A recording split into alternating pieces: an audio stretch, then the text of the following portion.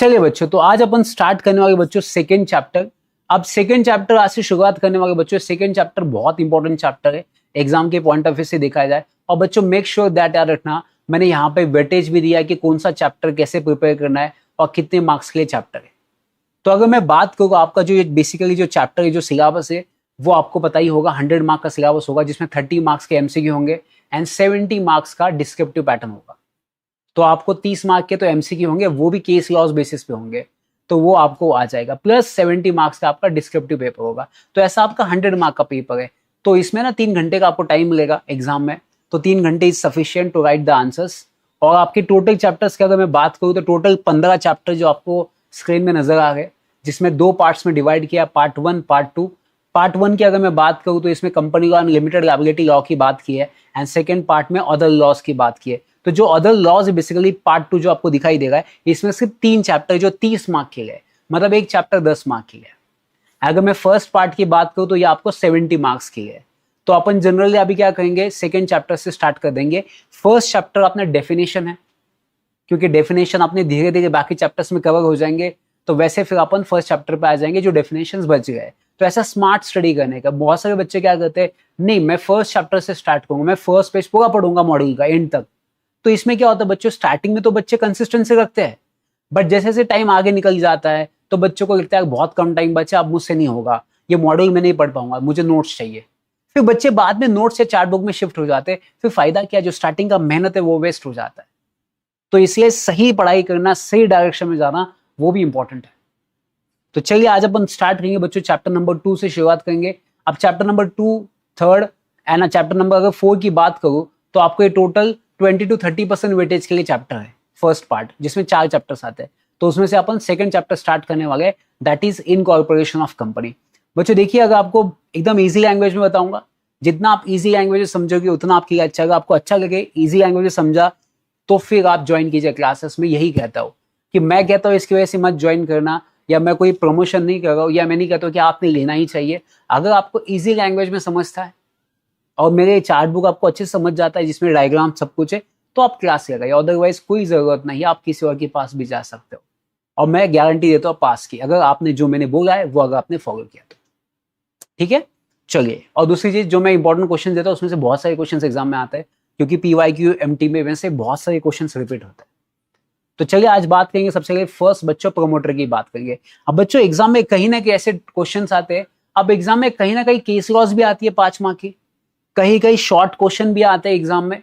तो अभी अगर मैं बात करूं तो ये मिक्स ऑफ कॉम्बिनेशन, मतलब मिक्स मतलब यहाँ पे कुछ डिस्क्रिप्टिव क्वेश्चंस भी होंगे डायरेक्ट, या कुछ केस लॉस भी होंगे, तो दोनों क्वेश्चंस आएंगे। तो अपने को उसके हिसाब से प्रिपेयर होना चाहिए कि क्वेश्चन कैसा भी आए तो हमारे पास पॉइंट्स रेडी होने चाहिए। जैसे अभी अपना पहला टॉपिक है section 2 subsection 69 of companies act 2013। अब बच्चों ये क्या कहता है कि प्रमोटर का मतलब कौन हो सकता है। सिंपल से अगर मैं बात करूं बच्चों, सिंपल देखिए पॉइंट वाइज, अगर प्रमोटर आज आपने पढ़ लिया ना मेरे से, मैं गारंटी दूंगा प्रमोटर कभी पढ़ने की जरूरत नहीं पड़ेगी। आप में से बहुत सारे बच्चे 10-10 बार रिवाइज करते, कोई जरूरत नहीं, सिर्फ मैं जितना बोलता हूं उतने पॉइंट्स रेडी कीजिए, देखिए आंसर कैसे आएगा। तो सबसे पहले फर्स्ट प्रमोटर कौन बन सकता है सर, तो सेक्शन 2 सबसेक्शन 69, तो इसके हिसाब से प्रमोटर कौन बन सकता है, कोई भी इंडिविजुअल इंसान, मैं आप। उसके बाद कोई भी कंपनी बन सकती है, कोई भी एसोसिएशन बन सकता है, ग्रुप ऑफ पर्संस, कोई पार्टनरशिप भी बन सकती है। तो ये याद रखना बच्चों, सबसे पहले फर्स्ट एग्जाम में अगर क्वेश्चन पूछा कि सर प्रमोटर का डेफिनेशन क्या है, तो मेरा आंसर बहुत इजी, पहला पॉइंट आएगा first, as per section 2 subsection 69 of companies act 2013, promoter means any individual, association, partnership और कंपनी इज अ प्रमोटर। खत्म, एक लाइन में मैंने पूरा एक्सप्लेन किया, एकदम सिंपल, एकदम सिस्टमैटिक। फिर पॉइंट नंबर 2 बच्चों, अब ये प्रमोटर का नाम आपको कहां पे देखने को मिलता है कि भाई साहब ये कंपनी का प्रमोटर है। तो मैं बात करूं, सबसे इंपॉर्टेंट डॉक्यूमेंट होता है प्रोस्पेक्टस। प्रोस्पेक्टस का मतलब क्या होता है बच्चों, जब भी कंपनी को पैसा चाहिए, जब भी कंपनी को कैपिटल चाहिए, तो कंपनी को एक डॉक्यूमेंट इश्यू करना पड़ता है लोगों में, उसे कहा जाता है बच्चों प्रोस्पेक्टस। उसे क्या कहा जाता है बच्चों, उसे प्रोस्पेक्टस कहा जाता है।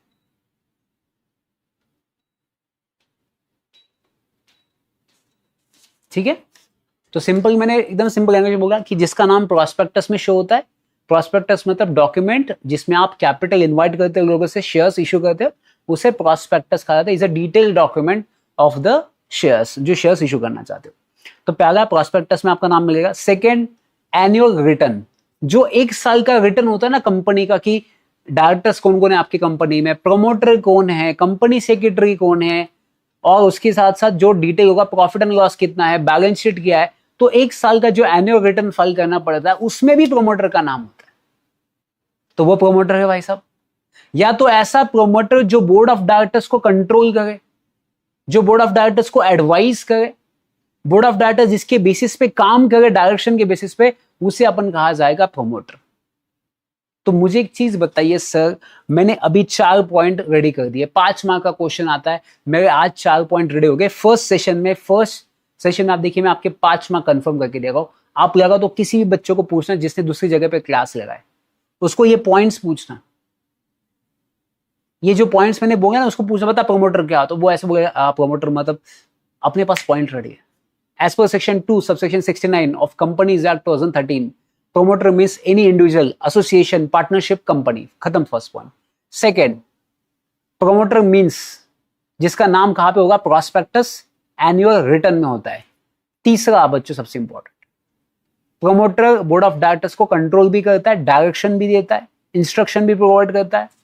फोर्थ पॉइंट बच्चों, एक्सेप्ट सीए, सीएस, सीएमए, जो प्रोफेशनल कैपेसिटी में एडवाइस करते पैसे लेके, जैसे अगर मैं सीएस हूं, आप सीए हो, जब किसी कंपनी को एडवाइस कर रहे हो, वो पैसे लेके एडवाइस कर रहे हो, तो उससे आप प्रमोटर नहीं कहोगे, वो प्रोफेशनल कैपेसिटी में होता है। और नेक्स्ट पॉइंट नंबर 5, ऐसा इंसान जो कंपनी को फॉर्म करता है, जो कंपनी के कैपिटल को मैनेज करता है, जो कंपनी के इनिशियल स्टेज में इनकॉर्पोरेशन करने के लिए मदद करता है, एंड टिल सब्सिक्वेंट ये भी मदद करता है, उसे प्रमोटर कहेंगे भाई साहब। उसे क्या कहेंगे, प्रमोटर, जो कंपनी को पैसा रेज करता है। तो चलिए मेरे साथ जितने भी लोगों ने ये पॉइंट पढ़ा है, तो मुझे बताइए अगर 5 मार्क का क्वेश्चन आए तो क्या मेरे 7 पॉइंट बन सकते हैं? मैं कहूंगा यस सर, 7 पॉइंट 100% बनेंगे। सर कैसे 7 पॉइंट बनेंगे? चलिए एक बार लास्ट रिवाइज करेंगे, क्योंकि पढ़ेंगे ऐसा कि वापस पढ़ने की जरूरत ना पड़े। अब मुझे बताइए इसके 5 मार्क का मैक्स टू मैक्स क्वेश्चन आएगा, उसके बाहर कोई पॉइंट्स नहीं बनेगा। तो चलिए प्रमोटर का डेफिनेशन पढ़ लेते जल्दी से fast. As per section 2 subsection 69 of Companies Act 2013, promoter means any individual, partnership, association, company। दूसरा, partner means जिसका नाम कहां पे होगा, annual return या prospectus। तीसरा, except CA/CS CMA in professional capacity। Fourth, promoter can advise or instruction to the board of directors। Point number 5, promoter means who incorporate the company, जो company को बनाता है। who raise the finance, जो company के लिए finance raise करता है। who subsequently manage the company, जो बाद में कंपनी को भी मैनेज करता है, is a promoter। बताइए मेरे 6 से 7 पॉइंट यहाँ पे रेडी हो गए। इसके बाद एग्जाम में क्वेश्चन नहीं बनेगा, 5 में से 5 मार्क। बताइए, तो जिसके पॉइंट्स रेडी बच्चों, उसका सी एंटर पास होना बहुत ईजी है। और मैं आपको बताऊं, जब मैंने सीएस के पेपर लिखता था ना, मैं सीएस की पेपर 2.5 घंटे के अंदर कंप्लीट करता था। क्यों सर 2.5 घंटे के अंदर कंप्लीट करता था? बिकॉज मेरे पास पॉइंट्स रेडी थे। नहीं तो आज के बच्चों को 3 घंटे सी एंटर में अटेम्प्ट करना है लॉ का पेपर, तो 3 घंटे भी सफिशिएंट नहीं होते, क्योंकि पॉइंट्स ही नहीं है, सोचना पड़ता है, याद करना पड़ता है। अपने को याद करने की भी जरूरत नहीं, मेरे पॉइंट्स रेडी है। समझा सब लोगों को प्रोमोटर का मतलब क्या होता है? चलिए अब बच्चों नेक्स्ट जो होता है that is formation of company, section 3। Sir कोई भी कंपनी बनाने के लिए आपने फाउंडेशन में पढ़ा होगा कि जैसे अगर मुझे ओपीसी बनाना है तो 1% होना चाहिए, अगर मुझे प्राइवेट कंपनी बनाना है तो मिनिमम 2% होना चाहिए, मैक्सिमम 200 हो सकता है। पब्लिक कंपनी में मिनिमम 7 लोग हो सकते हैं, मैक्सिमम अनलिमिटेड हो सकते हैं। अगर उसके साथ साथ अगर मैं बात करूं तो कोई भी कंपनी ऐसी होती है on the basis of liability, आपने पढ़ा होगा, on the basis of shares, जितने अमाउंट का आप शेयर्स परचेज करते हो उतना ही आपका लायबिलिटी होता है, that is on the basis of shares. दूसरा होता है on the basis of guarantee, आप जितना गारंटी देना चाहते हो कंपनी बनाने के लिए उतना ही पैसा आप दोगे, उससे ज्यादा कोई पैसा नहीं दोगे। तो गारंटी कब काम पे आती है? जब आपकी कंपनी वाइंडिंग अप होने वाली है, जब आपकी कंपनी बंद होने वाली है।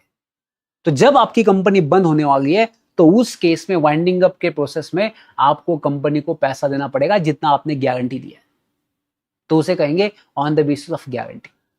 एंड तीसरा होता है बच्चों अनलिमिटेड कंपनी या अनलिमिटेड लायबिलिटी। तो भाई साहब जिस कंपनी की लायबिलिटी अनलिमिटेड होती है वो उसे अनलिमिटेड लायबिलिटी कंपनी कहते हैं। समझा क्या आपको? तो मुझे बताइए कितना इजी है पढ़ने के लिए, कितना सिस्टमैटिक मैंने चार्ट बुक बनाया, कितना सिस्टमैटिक मैंने ये डायग्राम बनाया, और यही एग्जाम में आपको डायरेक्ट क्वेश्चंस पूछ सकते हैं कि बताइए कितने टाइप्स की कंपनी होती है on the basis of liability. समझा आप लोगों को? और एक कंपनी इसके अंडर आती है, that is IFSC, international financial service centre. ये प्राइवेट भी होता है, पब्लिक कंपनी होता है। बेसिकली ये जो कंपनीज होती है आईएफएससी, ये इंटरनेशनल लेवल पे एक्सपोर्ट इंपोर्ट करने के लिए फाइनेंस प्रोवाइड करना, क्रेडिट फैसिलिटी प्रोवाइड करना, ये इनका काम होता है। बेसिकली इसको सेंट्रल गवर्नमेंट नोटिफाई करता है। ठीक है, तो ये अपन बाद में डिटेल में पढ़ लेंगे। ठीक है, अब बच्चों एग्जाम में क्वेश्चन कहाँ आता है तो वही इस पे ज्यादा फोकस करेंगे, बिकॉज इस बैच का नाम है एग्जाम ओरिएंटेड बैच। अब आपने प्रोमोटर का डेफिनेशन पढ़ लिया जो एग्जाम में आता है। अब एग्जाम में नेक्स्ट जो क्वेश्चन आता है वो आता है बच्चों OPC, that is one person company. अब बच्चों वन पर्सन कंपनी पे एग्जाम में क्वेश्चन आता है तो अपने पास ना पॉइंट्स रेडी होने चाहिए। इस पे केस लॉ भी बनता है। जब जब मैं ऐसा बताऊंगा कि इस पे केस लॉ आता है, इस पे क्वेश्चन बन सकता है, उसी टाइम आप उसको इंपॉर्टेंट टिक मार्क करते जाइए। तो जैसे अगर मैं कहूं कि सर वन पर्सन कंपनी का मतलब क्या होगा, कि ऐसी कंपनी, उस कंपनी में सिर्फ एक ही मेंबर होगा, वो कहीं और मेंबर नहीं बन सकता। उस कंपनी में एक ही नॉमिनी होगा जो और कहीं नहीं बन सकता। और सबसे इंपॉर्टेंट बात क्या है सर, इसकी जो लायबिलिटी वो लिमिटेड होगी। और इसे अपन प्राइवेट कंपनी भी कहेंगे, बट इसको प्राइवेट कंपनी के फीचर्स एप्लीकेबल नहीं होते। मतलब जैसे 200% होता है वो इनके लिए एप्लीकेबल नहीं होता। सर क्या ओपीसी सेक्शन 8 कंपनी बन सकती है? नहीं बच्चों, ओपीसी आपकी सेक्शन 8 कंपनी मतलब एनजीओ नहीं बन सकती, या एनबीएफसी में नहीं जा सकती। और सबसे बड़ी बात है बच्चों, ओपीसी में जो मेंबर होगा वो इंडियन रेसिडेंट होना चाहिए। It should be stay in India for 120 days. And जो आपका नॉमिनी होगा वो भी इंडियन रेसिडेंट होना चाहिए फॉर 120 डेज। आपका जो मेंबर होगा वो हमेशा साउंड माइंड होना चाहिए, 18+ होना चाहिए, कैपेबल होना चाहिए, और यार ना बच्चों इनसॉल्वेंट नहीं होना चाहिए। तो अगर आपको बताइए ओपीसी बनाना है तो क्या करना पड़ेगा सर? अगर मुझे ओपीसी बनाना है, बहुत सिंपल बात है, मुझे एक फॉर्म फाइल करना पड़ता है, दैट इज आईएनसी। आईएनसी का मतलब होगा इनकॉर्पोरेशन का आईएनसी काट लीजिए। तो अभी जितने भी फॉर्म्स पढ़ेंगे जो फाउंडेशन में नहीं पढ़े हैं, इंटर में जितने भी फॉर्म्स है वो स्टार्टिंग के कीवर्ड्स के फॉर्म है। आईएनसी स्टार्टिंग के कीवर्ड है, इनकॉर्पोरेशन का स्टार्टिंग का वर्ड है। तो आईएनसी 32 स्पाइस ई फॉर्म भी कहता है इसे। तो आपको स्पाइस ई फॉर्म फाइल करना पड़ेगा, प्लस जो मेंबर है उसका कंसेंट भी चाहिए, किसमें?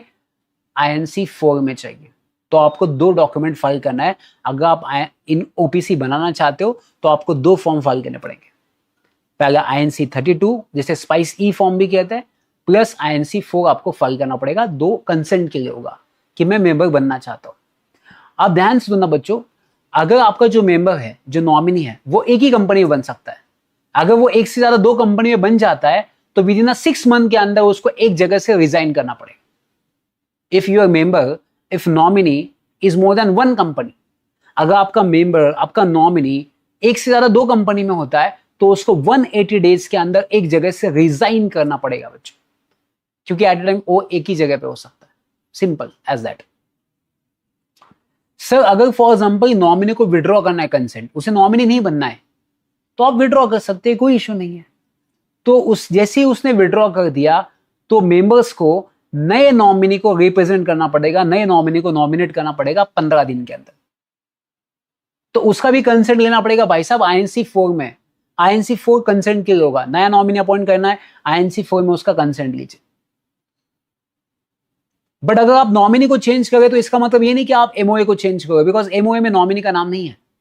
एमओए में अपन ने पढ़े थे 6 क्लॉज होते हैं, name clause, object clause, register clause, liability clause, subscription clause and object clause.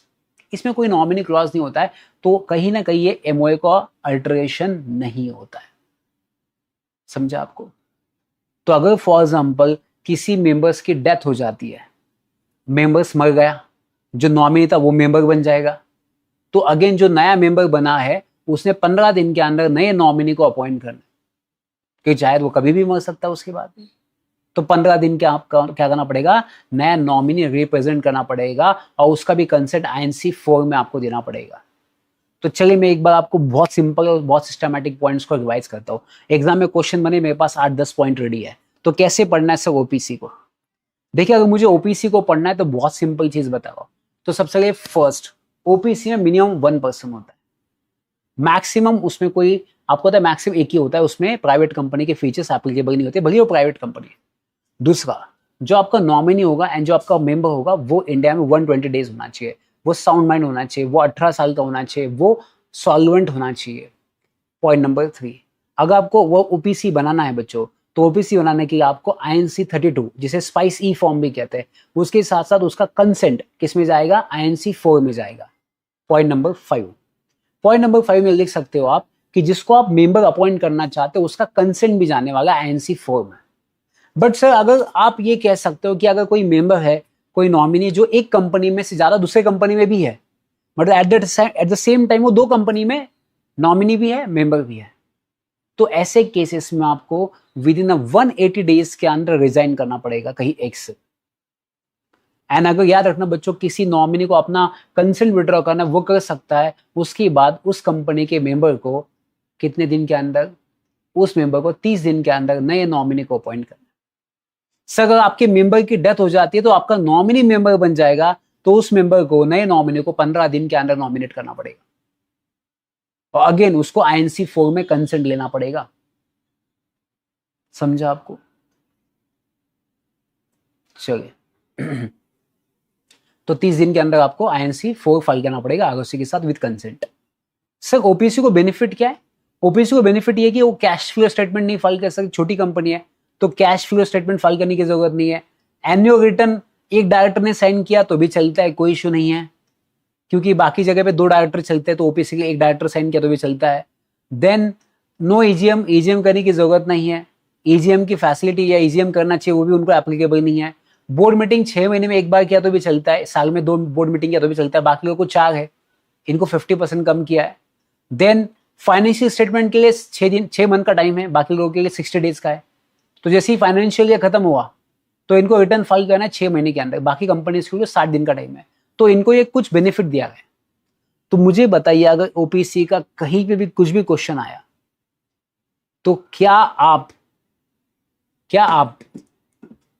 लिख सकते हो 5 मार्क का क्वेश्चन बना दो, कैसे भी क्वेश्चन है जो ओपीसी पे, मेरे ये 10 पॉइंट्स रेडी है भाई साहब, मेरे 10 के 10 पॉइंट्स रेडी है। ओपीसी पे कोई भी क्वेश्चन आने चाहिए, कैसा भी क्वेश्चन आने चाहिए, मेरे पॉइंट्स रेडी है।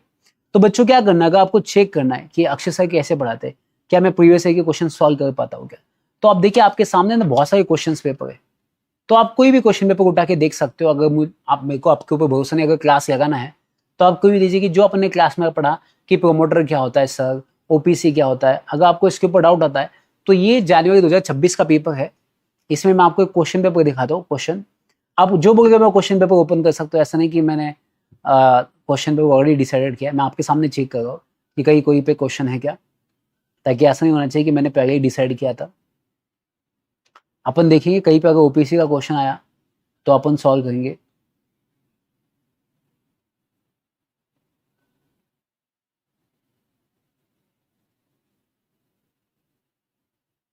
और ये इनकॉर्पोरेशन वाला ही टॉपिक है, ये देखिए ओपीसी पे क्वेश्चन आया। ठीक है बच्चों, अभी मैंने आपके सामने दिखा है, ये अभी का जनवरी 2026 का पेपर है, 5 मार्क का। मैंने बोला ना 5 मार्क से ज्यादा मैक्सिमम क्वेश्चन नहीं बनेगा, 5 मार्क का क्वेश्चन दिया है, ओपीसी का क्वेश्चन है। मुझे बताइए क्या इसका आंसर बनेगा। The board of directors XYZ limited petrochemicals limited consist of mister R managing director and mister N director and mister P director, mister A chairperson, mister D chief financial officer not a director, and Mr. C company secretary. Okay, the board as a policy does not authorize the chairperson of a company to sign the financial statement. The profit and loss account and balance sheet of the company were signed by the Mr. N, Mr. P, Mr. A. Examine whether the authentication of financial statement of the company was in accordance with the provision of the Companies Act. अब जो financial statement वो किसने sign किया बच्चों, वो जो balance sheet financial statement वो sign किया मिस्टर एन पी आई, मतलब 3 लोगों ने साइन किया। अब यहाँ पे मिस्टर पी कौन है बच्चों, डायरेक्टर, उसने भी साइन किया है। देन मिस्टर एन ने भी साइन किया जो डायरेक्टर है। देन ए ने भी साइन किया, तो ए कौन है बच्चों, यहाँ पे चेयरपर्सन, उसने भी साइन किया। उसके बाद क्या लिखा है कि ये वैलिड है क्या। What would be your answer in case of in case the company is 1% company and has only one director who has authenticated the balance sheet and statement of profit and loss account of the board report. अब देखिए बच्चों, ये जो answer है अभी तक अपन ने पढ़ा नहीं है, बट मैं इसका आंसर बता देता हूँ कि जनरली 2 डायरेक्टर ने साइन करना चाहिए आपका एनुअल रिटर्न। अगर 2 डायरेक्टर नहीं है तो एक डायरेक्टर, एक कंपनी सेक्रेटरी भी साइन कर सकता है, बट अभी वो अपना पढ़ना बाकी है। बट ये क्वेश्चन का आंसर क्या अपन दे सकते हैं, जो अपन ने अभी पढ़ा, जो अक्षय सर ने आपको पढ़ाया, क्या उसका आंसर ये दे सकते हो आप? तो क्या लिखोगे? As per the companies act 2013, in case of OPC annual return can be sign by only 1 director. कितना इजी आंसर था मुझे बताइए, 2.5 मार्क का क्वेश्चन था, 2.5 मार्क का ऊपर का क्वेश्चन था। तो ओपीसी में एक डायरेक्टर ने साइन किया तो भी चलता है, बिकॉज वे एग्जाम्पशन उसको एप्लीकेबल है। But in case of other companies the annual return should be sign by the 2 directors. कितना मैंने आंसर लिखा है? 3 लाइन में, 4 लाइन में मैंने आंसर एक्सप्लेन किया, 2.5 मार्क का क्वेश्चन था, दैट इज सफिशिएंट। तो ओपीसी बताओ क्या इंट्रोडक्शन में, कि OPC means only has a 1 member and 1 nominee, that is OPC as per the company 2013। Then facts में आइए, इन द गिवन केस में बताइए यहाँ पे कितने डायरेक्टर्स है अपने पास, यहाँ पे 3-4 डायरेक्टर्स है, वो फैक्ट्स में बता दीजिए। देन प्रोविजन में क्या लिखोगे कि as per the 1 person company under the companies act 2013 annual return can be file या can be sign by the 1 director only, but in case of other company it should be sign by 2 directors. Then conclusion, on the basis of above provision, on the basis of above provision, annual return can be filed या can be signed by only 1 director, that is exemption available under the Companies Act. So hence therefore only 1 director can sign and it is valid. खत्म। 2.5 mark का question था, मैंने आपको answer बता दिया। मुझे बताइए क्या डिफिकल्ट है सी एंटर? मैंने एक क्वेश्चन उठाया रैंडमली आपके सामने, क्योंकि मेरे पास पॉइंट्स रेडी ओपीसी के। तो जिसके पास पॉइंट्स रेडी, जिसके दिमाग में कंसेप्ट क्लियर है भाई साहब, उसके पास होने के सबसे ज्यादा चांसेस है। आप लोगों को समझ आ रहा मैं जो कह रहा हूं? तो देखिए सबसे पहले फर्स्ट क्या होता है बच्चों, सबसे ज्यादा आपको फोकस करना चाहिए कि भाई साहब कि मुझे क्या पढ़ना है, मुझे कैसे पढ़ना है, मुझे कौन से क्लास लगाना है। क्योंकि देखिए मैं आपको एक चीज बताऊं, क्या बाकी क्लास में क्या है, 2.5 घंटे का क्लास लेते हैं सी एंट्रल लॉ का। There is no need to take 2.5 hours lectures. लोग बताते हैं कि हमारे एक क्लास का ड्यूरेशन 2.5 घंटा है, बट मुझे एक बात बताए, मैंने एक कंसेप्ट पढ़ा, उसके 8 पॉइंट मैंने रिवाइज किए, उसके बाद मैंने एक क्वेश्चन भी देखा, उसका आंसर भी मुझे आ गया। इससे ज्यादा क्या चाहिए आपको? क्या आपको ऐसा चाहिए कि मैं 2.5 घंटे स्पेंड करूँ पूरा एकदम बता के, फिर आपको दूसरे लेक्चर में आके क्वेश्चन पे आओ फिर बताओ? नहीं भाई साहब, मुझे टू द पॉइंट पढ़ना है, एग्जाम ओरिएंटेड बैच है, मुझे इसमें पीएचडी नहीं करना, मुझे इसमें पास होना है, वो भी स्मार्ट स्टडी करना है, मुझे टेंशन नहीं करना, मुझे प्रेशराइज नहीं होना है। तो 2.5 घंटे के सेशन लेके आपको बेचेंगे 150 आवर्स के सेशन, 200 आवर्स के सेशन, बाद में बच्चा कंफ्यूज होता है, बाद में बच्चों को टाइम नहीं मिलता रिवीजन के लिए। सबसे बेस्ट तरीका होता है पॉइंट स्टडी कीजिए, आंसर क्वेश्चन पेपर देखिए, मेरे को आता है बस खत्म। इसके बाहर कोई अप्रोच नहीं है। ऐसा करोगे ना, मैं गारंटी देखो आपको लॉ में 70 भी मार्क्स आ सकते हैं, क्योंकि मेरा खुद का 77 स्कोर है। तो आप सोचिए, ट्राई टू अंडरस्टैंड। समझा सभी लोगों को ये जो मैंने आपको कंसेप्ट एक्सप्लेन किया है? ठीक है। तो अगर कल जाके एग्जाम में क्वेश्चन बना कि भाई साहब ओपीसी का मतलब क्या होता है, तो अब इसका आंसर लिख पाओगे ओपीसी का? चलिए, तो ये क्वेश्चन पेपर जब देखोगे ना बच्चों, आपको ना थोड़ा सा कॉन्फिडेंस आएगा। ये तो सिर्फ मैंने जनवरी का क्वेश्चन पेपर ओपन किया था आपका 2026 का। आप लोगों तो मैं दूसरा भी आपको ओपन करके दिखाता हूँ। चलो उसके थोड़ा पीछे जाते हैं, थोड़ा आपको भी लगेगा कि सर जो किया गया वो सच किया गया। अपन क्या करते हैं, सितंबर 2025 का क्वेश्चन पेपर देखते हैं। चलो आपके इसमें अपन ओपीसी का क्वेश्चन ढूंढते हैं, कोई ओपीसी का क्वेश्चन आया क्या? ठीक है, चलिए अब देखिए ओपीसी का कोई क्वेश्चन बना है क्या?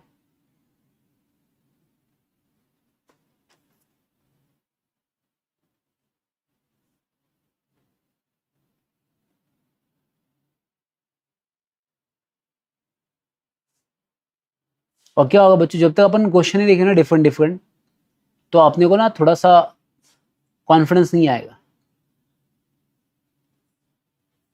और हमेशा क्वेश्चन पेपर को देखना चाहिए।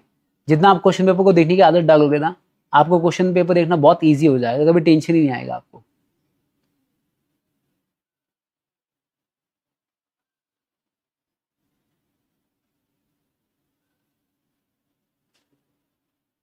और मैं आपके सामने अभी चेक कर रहा हूँ, ऐसा नहीं कि मैंने कोई क्वेश्चन फिक्स करके रखे। अभी इसमें नहीं आया था, सितंबर 2025 में क्वेश्चन नहीं आया था बच्चों उसमें, तो कोई दिक्कत नहीं, अपन दूसरा पेपर देखेंगे। तो अपन इसके पहले मई वाला देखेंगे कि मई 25 में कोई क्वेश्चन आया क्या। वो भी चेक करेंगे। मई 25 का क्वेश्चन पेपर है। यहाँ पे कौन सा क्वेश्चन पूछा है ये? ओके, ये अगला क्वेश्चन है। देन ईजीएम का क्वेश्चन पूछा है, ये एनसीईआरटी का क्वेश्चन पूछा है, देन ये फेमा का क्वेश्चन पूछा है, ये डिपॉजिट चैप्टर पे क्वेश्चन पूछा है, और ये हमने लास्ट टाइम पूरे सॉल्व किया क्वेश्चन पेपर। आप बाकी बच्चों को भी पूछ सकते हैं कि हमने क्लास में कितना आंसर राइटिंग प्रैक्टिस किया है। हम आंसर राइटिंग प्रैक्टिस सबसे ज़्यादा करते हैं और पहले दिन से ही करते हैं, ऐसे नहीं कि कुछ टाइम के बाद प्रैक्टिस करते। फर्स्ट दिन से हम प्रैक्टिस करना स्टार्ट कर देते। ठीक है, इसमें भी क्वेश्चन नहीं पूछा बच्चों मई में, तो चलिए मई में क्वेश्चन नहीं पूछा, लास्ट एक बार जनवरी का देखते हैं 25 का कोई क्वेश्चन है क्या।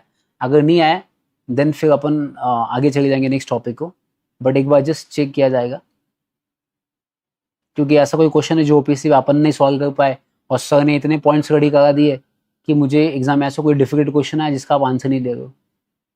ऐसा नहीं होना चाहिए। इस पॉइंट के बेसिस पे आप कोई भी क्वेश्चन पेपर ओटी जो एमटीपी होगा, आरटीपी होगा, कोई भी उठा के देख लीजिए, कोई भी क्वेश्चन पेपर, अगर आपने ये जो अपने पॉइंट्स पढ़े इसके बेसिस पे अगर आप नहीं सॉल्व कर पाए तो फिर उसके बाद मुझे बताना कि सर मुझे नहीं आया वो क्वेश्चन। ठीक है, चलिए इस पे भी नहीं ये क्वेश्चन। तो बच्चों सिंपल चीज याद रखना, मैं आपको अगेन कह रहा हूँ कि जितने भी आप मेरे साथ पॉइंट्स पढ़ रहे हो, मेक श्योर दैट उस पॉइंट्स के बेसिस पे आप प्रीवियस के क्वेश्चन सॉल्व कर पाओगे। अगर आप सॉल्व कर पाए तो भाई साहब कोई दिक्कत ही नहीं है। ठीक है, चलिए नेक्स्ट बच्चों एक चीज याद रखना, मैं एक सिंपल चीज बताऊं कि जो टॉपिक है अपना next that is members liability in case of reduction of members.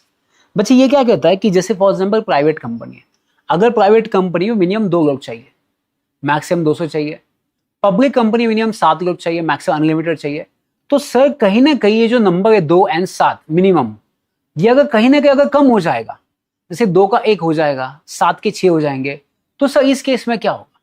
तो देखिए बच्चों को किसी मेंबर की डेथ हो गई या कोई मेंबर छोड़ के चला गया, उसने सब सरेंडर कर दिया या कुछ भी इशू हो गया, तो उस केस में नेक्स्ट 6 महीने के अंदर आपको नए मेंबर्स को अपॉइंट करना पड़ेगा। क्या करना पड़ेगा बच्चों? नए मेंबर्स को आपको अपॉइंट करना पड़ेगा। सर नहीं किया अपॉइंट, तो अगर आप नए मेंबर्स को अपॉइंट नहीं करते हो देन 6 महीने के बाद आपकी पर्सनल लायबिलिटी आना स्टार्ट हो जाएगा। मतलब सर ये कहता है कि जब भी कोई केस होगा वो कंपनी के ऊपर केस होगा, आपने पढ़ा होगा सेपरेट लीगल एंटिटी, बट मैं बात कर रहा हूं कि जब सर मेंबर्स का रिडक्शन होगा, जब मेंबर 7 के नीचे 6 हो जाएंगे, 2 के नीचे 1 हो जाएगा, तो उस केस में 6 महीने का टाइम है कि आप नए मेंबर्स को अपॉइंट कीजिए।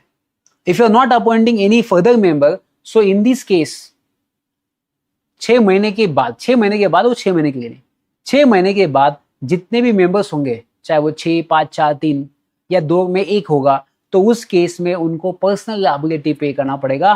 Company is not responsible if you're carrying the same business for more than 6 months if there is a reduction of members। समझा आपको? कितना इजी है मुझे बताइए, है कि नहीं? तो मैं यही कहता हूं बच्चों, it's very easy, try to understand, it's not difficult that as जो मार्केट में लोग कहते हैं C enter is very difficult, नहीं। ठीक है, चलिए अब नेक्स्ट बच्चों जो टॉपिक आता है that is incorporation of company. अब इसमें एग्जाम में हमेशा क्वेश्चन आया, इसमें एग्जाम में बच्चों हमेशा क्वेश्चन आया, तो मैंने इसके लिए बहुत सिंपल से पॉइंट्स या मैंने बहुत सारा आंसर राइटिंग प्रैक्टिस हमने लास्ट टाइम भी किया है, इस बार भी हमेशा आंसर राइटिंग प्रैक्टिस करेंगे। बट इसके पहले क्या आपको ये टॉपिक समझा? Am I clear to all of you? सबको टॉपिक समझा? आज अपन ने कितने टॉपिक्स पढ़े? सर हमने पढ़ा प्रोमोटर का मतलब क्या होता है, हमने पढ़ा ओपीसी का मतलब क्या होता है, हमने पढ़ा टाइप्स ऑफ कंपनी पढ़ा, हमने मेंबर्स की लायबिलिटी पढ़ा, personal liability in case of reduction of members. Am I clear to all of you? बहुत सिंपल, बहुत इजी, बहुत स्लो जाऊंगा मैं। There is no need to take 2.5 hours lectures. अगर 2.5 घंटे का सेशन के बाद यही अगर मुझे आता है तो मैं क्यों ना वो 1 घंटे में, पौन घंटे में, 45 मिनट्स में वो सेशन खत्म करूँ। तो स्मार्ट वर्क कीजिए, नॉट हार्ड वर्क। समझा आप लोग यहाँ तक? बाकी अपन नेक्स्ट सेशन में देखेंगे। Thank you so much. अगर अच्छा लगा तो प्लीज लाइक कीजिए, शेयर कीजिए, कमेंट कीजिए एंड एनरोल कीजिए, क्योंकि स्टार्टिंग है 100 बच्चों के लिए sir. Thank you so much.